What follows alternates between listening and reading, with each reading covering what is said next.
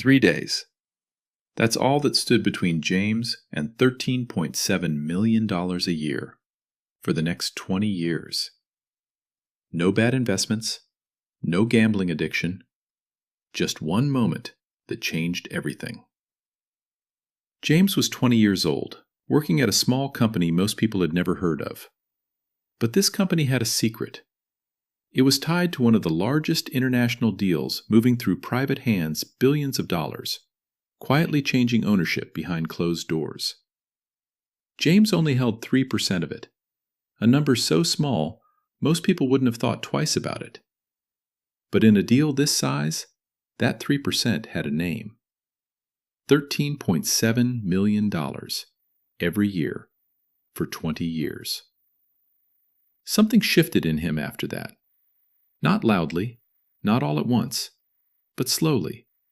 The way a city looks different after the lights come on. James stopped seeing his life the same way. Survival was no longer the question. For the first time, freedom was. Late at night, when the apartment was quiet, he'd scroll through luxury listings he had no business looking at yet. He thought about his parents, about the phone call he'd get to make to them one day soon.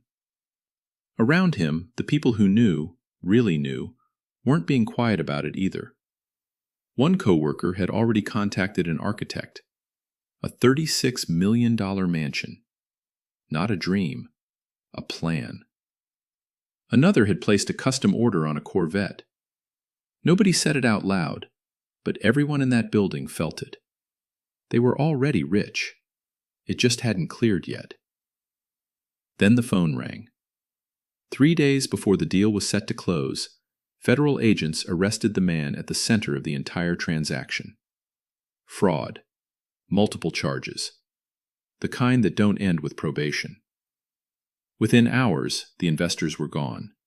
No calls, no explanations, just gone.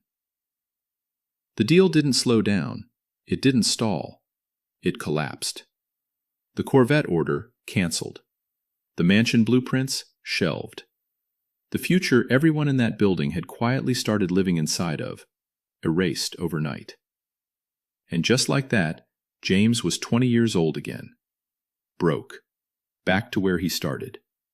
Except he wasn't the same person who started. Because here's what nobody tells you about almost having everything. James wasn't mourning the money. He knew he'd never really had it. What he was mourning was the version of himself he'd already started becoming. The man who retired his parents. The man who moved through the world without fear. The man who made it. That man existed, fully formed, fully real, somewhere in the 3 days that never came. And that's the thing about losing a future. You don't just lose what could have been. You lose who you were on your way to becoming.